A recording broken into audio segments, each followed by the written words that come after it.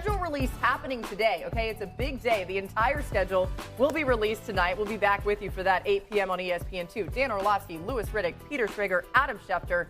We had a lot to get to, guys. Everybody doing good, though? Mm-hmm. We're doing great. Okay. We're doing great. Peter's got a three-piece full suit house. on. He's got I love it. His wedding day for Peter. Three-piece suit. It's schedule release day. It's like my bar mitzvah. Let's go. Oh, my kid's got a lot of those to go to. What I liked about that is it was a shoulder shimmy, not like a I'm chest excited. shimmy. Better than your breast. Yeah, that probably wouldn't have Okay, worked. Certainly. we're going to make sure no one else shimmies as we carry on here. Let's talk about the Cowboys. Tape and you see a guy that can catch the football. You put the football anywhere in his vicinity, very strong hands.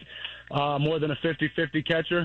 He thinks it's his ball when it's in the air, and I'm excited for him. I know that we need some help in that position. I know CD needs some help, and I think when you have a guy like that, and I heard George said, it's hard to double team two guys, and then when you've got other guys, whether it be Ferg, Jalen Tolbert, Mingo, guys who have had reps and know how to get open in the league, I think we're putting together a nice group of weapons.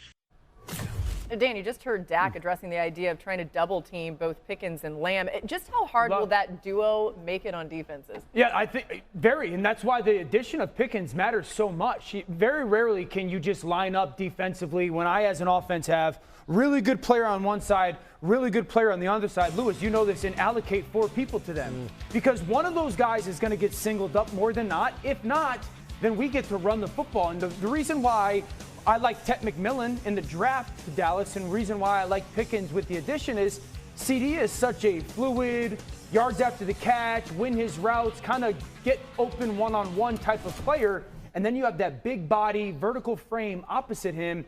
This now presents a lot of problems to defense before the ball ever gets snapped of just structurally, how do you want to handle us? And so no matter who the opponent is, I agree. I think that's one of the top 6-7 wide receiver duos we have in the NFL right now.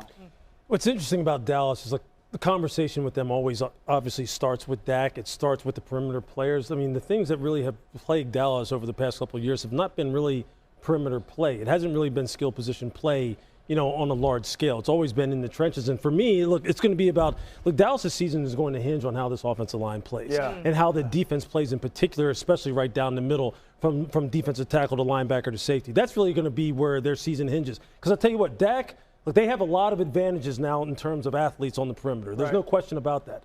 But think about their offensive line last year in terms of pass block win rate, especially when you're talking about the tackle positions.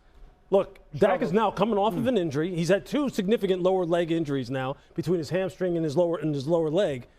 Look, I think pass protection is going to be key. Run game is going to be key with this team before we even get to throwing the football. Sure. What version of Pickens are we getting? Because on the way out, as this always happens, you hear the stories. He was late for practices. He was late to games. And you start getting all that stuff out of the old play. If you're not motivated in a contract year in Big D when they're telling you, and Stephen Jones is publicly saying, like, we want you, then it might not ever happen. So for me, it's the maturity of the player. You know, CeeDee Lamb had 73 more targets than any other Cowboys receiver last year. That is the biggest gap between anyone else in the league. There are going to be balls for George Pickens. To me, it's what version of George Pickens are you getting? To me, I think you're going to get a motivated, and you're going to get a very good George Pickens from the start. And there is so much on the line for George Pickens this year. But, Lou, you touched on the run game. I know we're talking about George Pickens here, but there are 3 new running backs in Dallas. Javonte Williams. Miles Sanders, Jayden Blue. And I think they really like Jayden Blue. I think Jayden Blue's going to end up So being the starting tailback. I think they really like Jayden Blue in the backfield there. So I know we're devoting a lot of time to George Pickens, but I think that we're missing these 3 new running backs that play a huge new role for this Dallas Cowboys team when you're playing the Chiefs on Thanksgiving Day, when you're playing the Washington Commanders on Christmas Day, when you've got all these holiday games. I think it's a big deal, the run game. And don't forget Phil Maffa also, who they drafted in the 7th out of Clemson, who is a bruiser now. Right. But again, I mean, these backs, and I don't mean to cut you off, No, you're good. it's just going to start up front, though. Sure. Right. Those backs, look, Jayden Blue, look, think about how they used him at Texas, right? He was a perimeter runner, a wide zone runner, a guy who liked to get the ball in space. He's not going to be banging it up in there in the inside, right? And he's not, because one, we don't know if there's going to be a lot of space in there anyway, because we don't know how good this offensive line is going to look. And Jayden doesn't want to run in there. I'm telling you, Dallas looks pretty on the perimeter. They got speed and playmakers galore. But tell me how their offense and defensive line are going to play. Well, they think Tyler Booker is a Pro Bowl guard that they drafted. Yeah, Let's remember, that's a good one.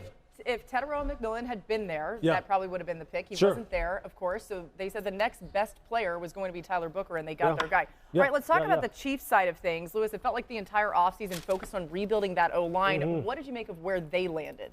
Look, I think getting Josh Simmons 32nd overall, which obviously they flopped picks with Philadelphia, that could end up being, and look, I've used this term a couple different times, but I'm going to use it one more time. That could end up being the steal of the draft. You arguably have the best offensive lineman in the draft. He was playing the best football of any tackle in Power 4 last year before he got injured. And right now, they are ecstatic where he is at in terms of his rehab right now. And he's got the best trainer in the National Football League, and Rick Burkholder, who's going to be overseeing his rehab as they go through training camp. If you, along with him and Jalen Moore, if they can go ahead and solidify the left side of this offensive line with some of the other additions that they have, keep in mind, remember this, keep an eye on this kid, Brashard Smith from SMU, who they drafted in the 7th. He is an Alvin Kamara clone with like 4.3 speed. They have got a lot of things going on right now in Kansas City. Hey, man, they may have addressed their issues as good as anybody. You know, it'll be really interesting around this time of year is what version of Rashee Rice are they getting in Kansas City? I just totally remembered. You know, almost forgot that he was on the team. Came out great last year. Right. But through 8 games, he had like 80 catches. They expect him to be healthy early. How healthy is he? How is he back to full type Rashee Rice? Does he get performance? disciplined this year? Does he get disciplined? I don't know. What do you think? They're waiting. I don't know. But by week Is that a 13, rhetorical question? do they I know. get that Do full you version know? of him? I'm going to say you don't right now, but Well, I think it's floating around out there. It's a Interesting. possibility. It's out there, As right? Stephen A would say, it's fluid, right? Fluid. But It's more than that would be the health. By week 13, the health. What kind of player is he? okay, new on NFL Live, this just crossing this hour as we get games schedule release happening. We've got the slate of Christmas Day games over on Netflix. More Cowboys on the national stage for that game against the Commanders, plus an interesting NFC North matchup between the Lions and Vikings.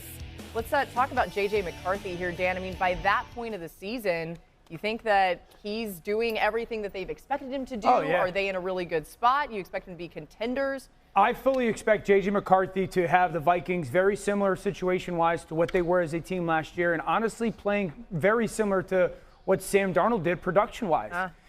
The way he plays the position, how he is so kind of foundationally built on one hitch, ball goes here, 2 hitch, ball goes there, 3 hitch, ball goes to the check down. The play action comfort that he has. We know Kevin O'Connell, their play caller is sensational. Their offensive line will be top 5 in the NFL. The receivers are top 2, top 3 in the NFL. So I think this is the place where, you know, the quarterback has the chance to almost make the people quickly forget about how good Sam Darnold was for them last year. I fully expected them to be very much so at the top of the NFC North. How many times do we talk about it's not where you're picked, it's where you go? Absolutely. Who you're with. Who you're with. Who you're with. And exactly this is the case with J.J. McCarthy. Where he went, all those